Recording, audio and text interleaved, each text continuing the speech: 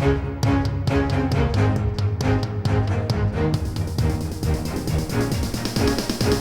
is the Washington Times front page for Monday, February 13th, 2023. Thanks for joining us. I'm George Gerbo. Top U.S. lawmakers indicated that two unidentified flying objects shot down over Alaska and northwest Canada on Friday and Saturday appeared to be balloons. Ben Wolfgang and Ramsey Touchberry report the Biden administration has not definitively said the objects were balloons, nor have officials publicly said the craft came from China. Military officials cautioned against drawing any firm conclusions until the wreckage is collected and analyzed. The two objects are much smaller than the massive Chinese spy balloon that traveled over the country 2 weeks ago before it was shot down off the coast of South Carolina.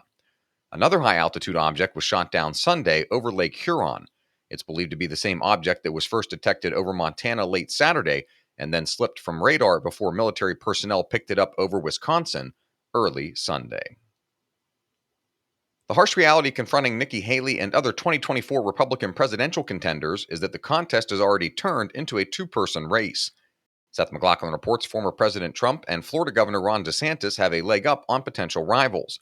Their popularity and status as household names have put them in a tier all their own. A recent Monmouth University poll showed that Trump and DeSantis were far and away the first names on the minds of Republican voters, named by a combined 66% as their top-of-mind choice. Political analysts say the nomination battle will kick off in earnest after Trump and DeSantis start engaging in Iowa and other early nominating states. The Washington area's major natural gas provider is joining a growing national resistance by fighting an imminent ban on gas stoves for new construction in Montgomery County, Maryland. Washington Gas has printed up yard signs for builders in the county to use to promote the benefits of gas stoves, Sean Salai reports. Residents say the signs started appearing outside new homes after county officials moved at the end of last year to implement a ban on gas stoves beginning in 2026. Nationwide, at least 75 cities and counties have introduced legislation to ban natural gas in new construction, according to the American Gas Association. You can read all of these stories at WashingtonTimes.com/front page. You can also find the entire lineup of Washington Times podcasts at WashingtonTimes.com/podcasts. Abortion activists on both sides of the debate descended on Amarillo, Texas for competing weekend rallies on a pivotal case before the U.S. District Court. The case, Alex Sawyer reports, is challenging the Food and Drug Administration's 2000 approval of the abortion pill, now the most widely used form of pregnancy termination. Pro-choice advocates say the process is safer than Tylenol, while pro-life activists argue that the pills are likely to cause complications more than surgical abortions, and the FDA rushed through its approval. Both sides won a reprieve last week when a judge moved the filing deadline in the case to February 24th to accommodate a motion to intervene from Danco Laboratories, the pharmaceutical company that makes one of the drugs. As the chatbot ChatGPT captures the attention of the world, it seems there is little its artificial intelligence can't do.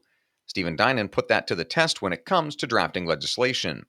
In the tests, the bot's comprehension of government was stunted. It boiled complex issues down to a book report-style analysis. It also showed some bias, struggling to craft bills from conservative points of view. Stephen tried to contact the operators of ChatGPT, but received no answer to questions about the AI software.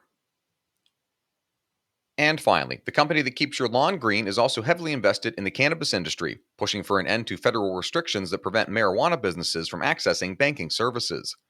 Scott's Miracle-Gro has become a leading supplier of equipment that cannabis companies need to grow their plants.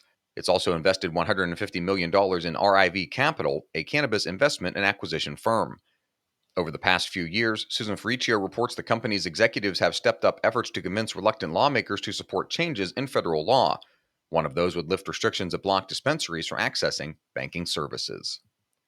Find all today's front page stories at WashingtonTimes.com/front page or on the Washington Times app, and find us wherever you get your podcasts. Just search Washington Times in any major podcast app.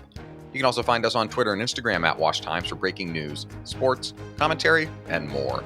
For the Washington Times, I'm George Gerbo.